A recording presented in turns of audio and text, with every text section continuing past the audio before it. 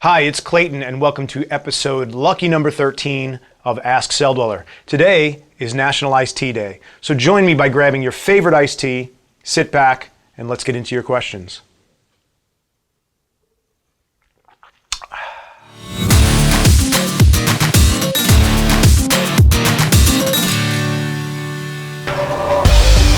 Hey Celldweller, so what's your favorite movie monster, huh? Before I answer that question, Andrew, I have to say I am a huge fan of Weta, and you guys have taken my favorite childhood monsters and creatures and brought them to life in a way that I didn't even think possible. So thank you for that. As far as my favorite monster of all time, which thankfully you guys had a part in, need I say more? It's time to go!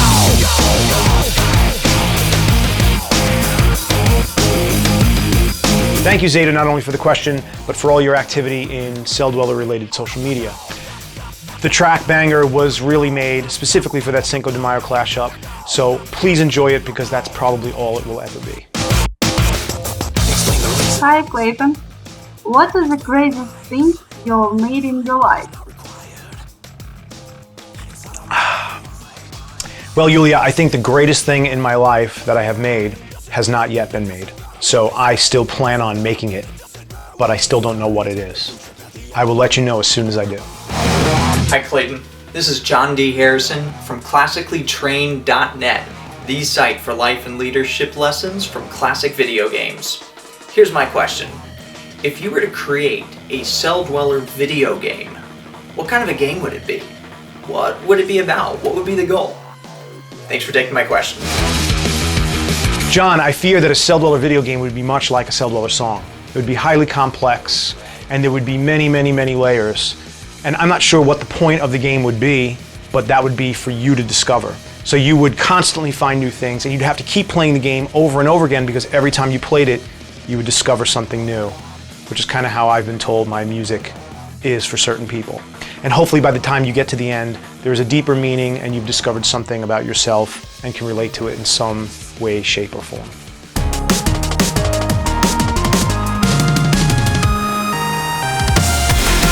Well, I would say Pluto, but they yanked it. It's no longer a planet.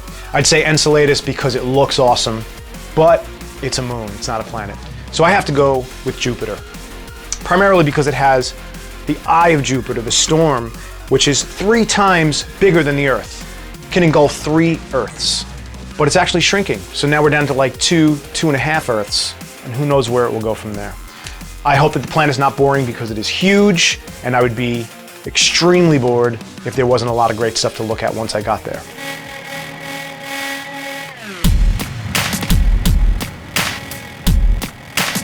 Nero, Fixed is many things. Fixed is my company, and we are a record label. We are a publicity company. We have an online retail store, which is fixedstore.com, and there are many other arms and extensions to it. But I get the sense that you're asking primarily about the label or for production. You can email us on Facebook and submit demos or any other materials you'd like us to check out, and that's probably the best way to do it. Hey Klayton, it's Xander from Indiana. My question to you is this. As a vocalist, there's like 100 things I want to ask you, but I've tried to cut it down. Do you like your vocals for your songs? If not, do you wish you sounded like somebody else? Who do you wish you sounded like, or what do you wish you sounded like? Also, have you ever been trained vocally in any way? No, Xander, to get right to the point, I don't like the sound of my own voice. In my earlier albums, it's pretty obvious because I buried my voice in effects and in volume in the tracks. But I'm a one-man band, so I had to do everything, including vocals. And I had to have vocals because, to me, that is what tells the story. So I learned the most about my own voice through touring, and night after night playing, I ended up discovering that I could do certain things in my vocals that I didn't even know I was capable of. And I took one vocal lesson my whole life, and if it were graded, I probably would have gotten an F. Yep. Yeah, that many. Actually, give me 1 second here. Hey Klayton, listen, I know you're in the studio right now working on the new album and that cover we talked about, which I'm really, really excited to hear, but I've been calling you and texting you and emailing and I can't get a hold of you.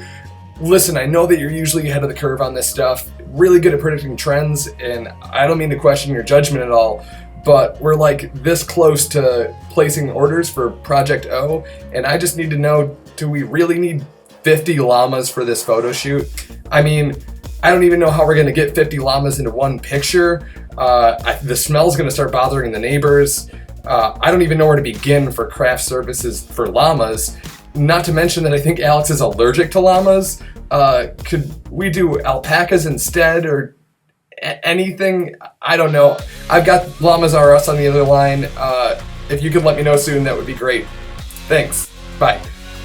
I don't really see why it's so difficult to get 50 llamas. I mean, we should be able to track these down, and I think it is imperative for the cause here to tell the story, to have all 50 llamas. As far as getting all 50 in one photo, that's the photographer's problem. That's why we hire them to handle that. As far as the smell bothering the neighbors, I'll tell you what, if they put a muzzle on their dog who sits on the front lawn and just yips, yips, yips, yips, yips all day long, I will then clean up the llama crap.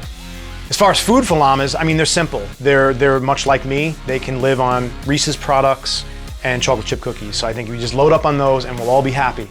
And Alex being allergic to them, I mean, he is the camera guy, so he's behind the camera. As long as he doesn't sneeze, we're good. If he sneezes, then I will have you fire him, and then I will fire you. So let's get it done.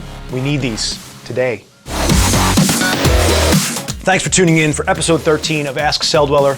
I hope you guys enjoyed your iced tea and this episode.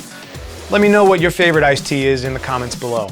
Make sure to subscribe to my channel, like or share this video, and of course, ask me some questions for the next episode of Ask Celldweller in the comments below, or hit this link in the moon and submit your video. So until next episode, this is Klayton signing off.